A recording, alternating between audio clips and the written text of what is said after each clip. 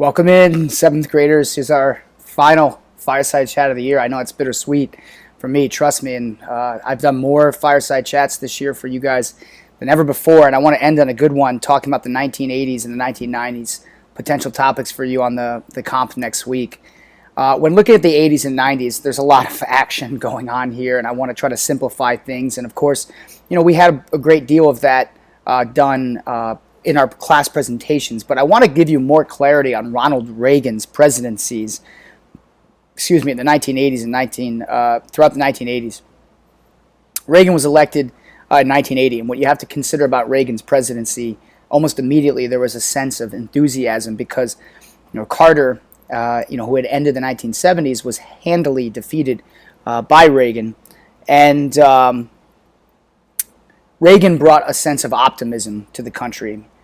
The United States had really hit hard times in the 70s, as I discussed in my last video. And here comes Reagan, infusing patriotism, infusing a sense of nationalism, promising to help fix the economy. He helped negotiate the release of the Iranian hostages.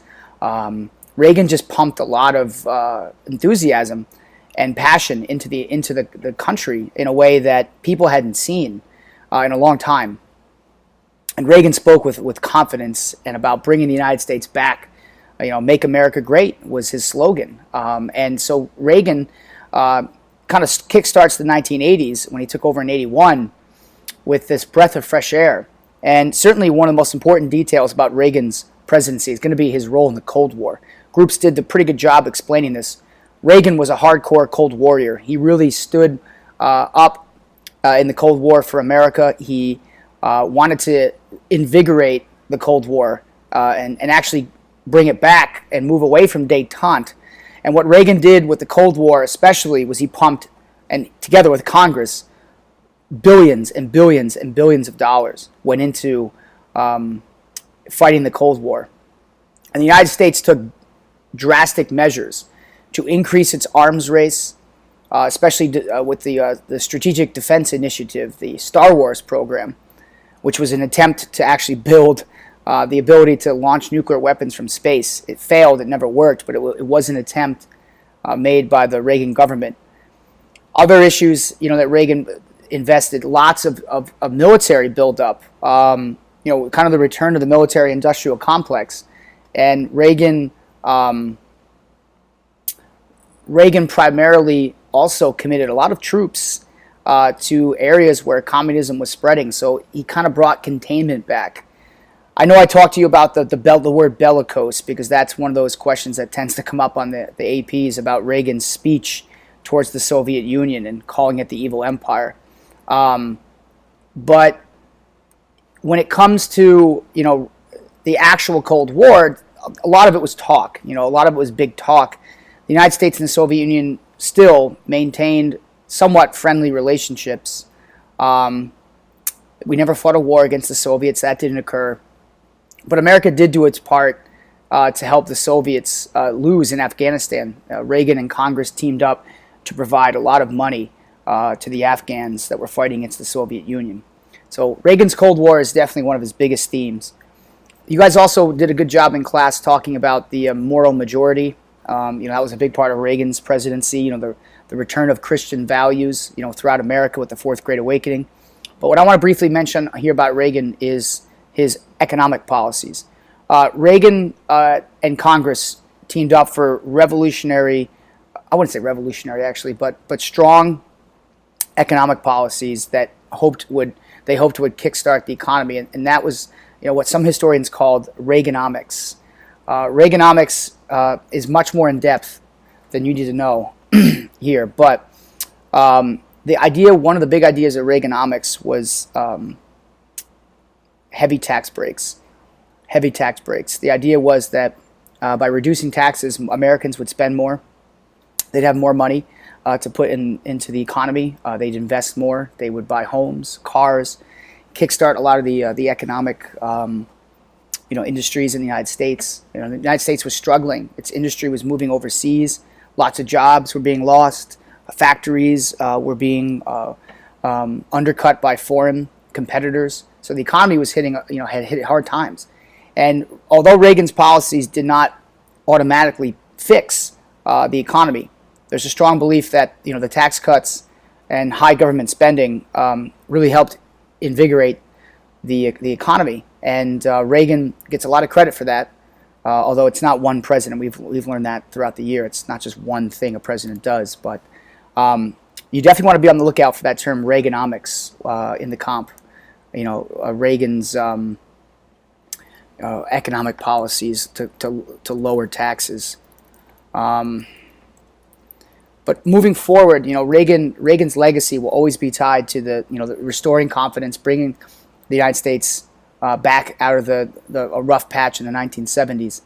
And Reagan was also, a Republican, and he brought a lot of values and made a lot of values synonymous with the Republican Party, mainly. That idea of moralism and the idea of, economic conservatism, reducing government spending. That was a big part of Reaganomics. I should have mentioned that before. Sorry. Reduction of government spending in welfare. That's what I mean there. Cutting back on some of the welfare stuff. So all in all, Reaganomics, Reagan's Cold War, the moral majority, those are big themes with Ronald Reagan. From Reagan, it goes to George H.W. Bush, who was another Republican president. And, we hit the biggest point about George H.W. Bush, who was elected in 1988. And that was the Iraq War. That was really the pivotal point of George H.W. Bush's presidency. But George H.W. Bush faced, some challenges. One of the biggest things was he famously, when he was campaigning for president, gave a speech in which he said, "Read my lips, no new taxes." And then the Bush government and Congress proceeded to actually raise taxes, which were actually, because under Reaganomics, I mentioned that the taxes had been reduced. So the government was hit a little bit of an economic downturn towards the end of the 1980s. So interestingly, Bush was heavily criticized for that after pledging no new taxes. And when it comes to the Iraq War, that was really going to be one of the all-time legacies for George H.W. Bush. The fact that he committed American troops to stopping the advancement of the Iraqi army into Saudi Arabia after the invasion of Kuwait. So that point about George H.W. Bush is always going to be tied to him. But as we move into the 1990s, because Bush is kind of the gap between the 90s, the 80s and the 90s, in 92, the election of Bill Clinton occurred, and Bill Clinton defeated George H.W. Bush in 1992, and Clinton would go on to win 2 terms as a Democrat. You guys picked up on 2 of the things in Clinton's presidency: NAFTA, the war in Yugoslavia. Those are 2 big points of Clinton's presidency. But keep in mind, Clinton... other themes, within Clinton's presidency, the internet, the rise of the internet. I mean, that dramatically shaped the United States in a way that I can't even begin to explain the depth of just how much of a game changer the internet was to American culture and American life. And this happened under Clinton, and it wasn't Bill Clinton or Al Gore who famously claimed he invented the internet, but under Clinton, the United States was shifting in a direction that it had never gone before. We are on the verge of the digital age, and so converting American life into the digital world required, tons of infrastructure, tons of change, to the government and just to everyday life. And the internet boom, really drove the economy wild in the 1990s. And eventually, like everything else, sometimes the economy is due for a fall. So, the rise of all these internet companies and whatnot, did actually create what was called the internet bubble, which the economy, eventually kind of it spread too wide and burst. And so there was a little bit downtick in the economy. But Clinton, that's a big theme under Bill Clinton, the shift in society there, becoming more digital. But when we look into other issues of Bill Clinton's presidency, one that we can't ignore was his impeachment. Bill Clinton was the second American president ever to be impeached, Andrew Johnson being the first. And with Bill Clinton's impeachment, I'm going to keep these details very PG rated because they are a little R rated. Bottom line is Bill Clinton was found to be involved with a woman who worked within the White House named Monica Lewinsky. Monica Lewinsky was a White House intern, and it came out that Bill Clinton had a relationship with her, and not the plutonic kind. When Clinton was called in to testify about the relationship, he lied, and he did not tell the truth on certain details about the relationship, and that was considered to be a crime, obstruction of justice, and he was not telling the truth to law enforcement agents. So Clinton was, under oath did not tell the truth, and the House of Representatives voted for Clinton to be impeached, and that was a major hurdle for Clinton during his second presidency. He was impeached by the House. The Senate, like with Andrew Johnson, did not convict Clinton, so he was not removed from office, and Nixon remains the only president to resign, if we keep that dinner party knowledge alive. So Clinton was impeached, though, and that was a big blow to the Republican Party. The Democratic Party. Clinton was a Democrat, and that was a huge shock, and that actually set up George W. Bush's election in 2000. The Republicans really kind of pointed at the Democrats' weaknesses in the 2000 election, and that's kind of where I'm going to end things here. The 2000 election is one of the most bizarre elections in American history. It's the only election in American history decided by the Supreme Court. And this is not because there was a tie in the Electoral College or anything like that. Essentially what happened is the state of Florida had a lot of issues on Election Day. A lot of their ballots were not counted properly, or were having malfunctions when they were going through the counting machines.